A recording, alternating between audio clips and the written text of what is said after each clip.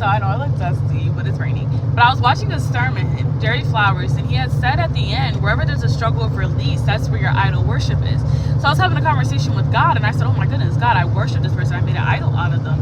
And God was like, no, it's deeper than that. And I'm sitting here like, well, what do you mean by that, God? Like, what do you mean it's deeper than that? He was like, no, it's what that person could have possessed for you that you made an idol out of. And I'm sitting here like, what? So let me put it in a real life example, because God's not ready for me to share that testimony.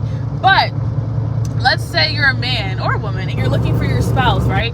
And you have now worshiped this person because they possibly could contain that thing that you really want, which is a spouse. So it's not necessarily you're worshiping them, you're worshiping the idea of a spouse, and you're putting your weight, your energy, your time more into that rather than Jesus.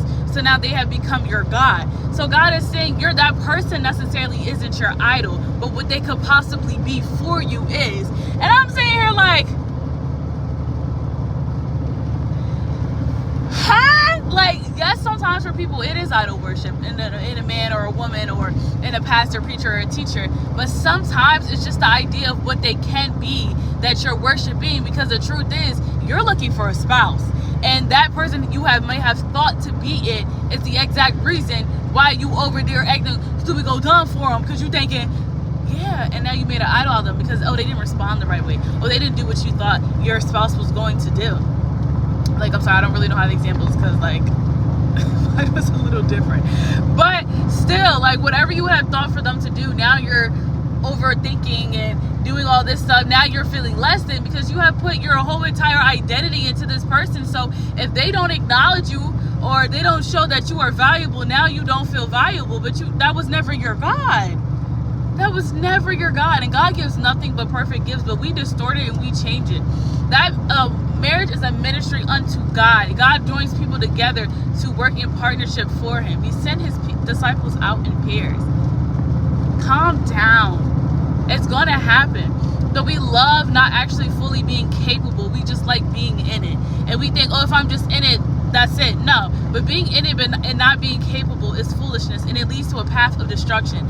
Let God make you into that spouse, and then wait for him to bring you your spouse. And the more that you're focused on Christ, the less you're going to be worried about, is it them? Is it him? Or is he coming? Is that? And that? You're not going to be focused on all that. I'm telling you, you're not.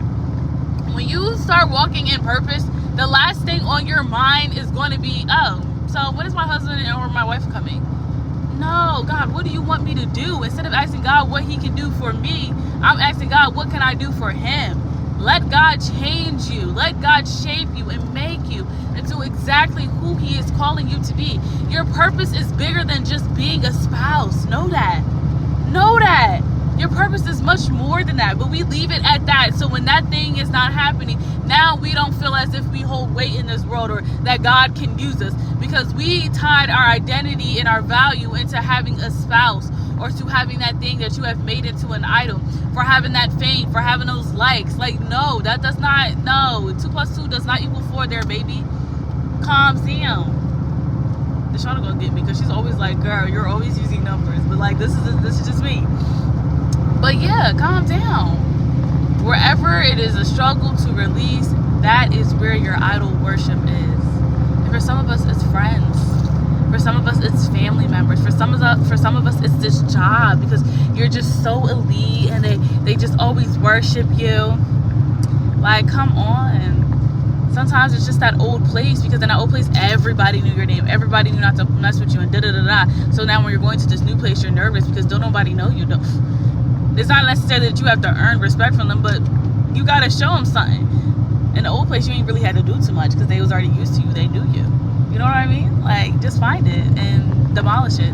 Every altar that is not for the Lord.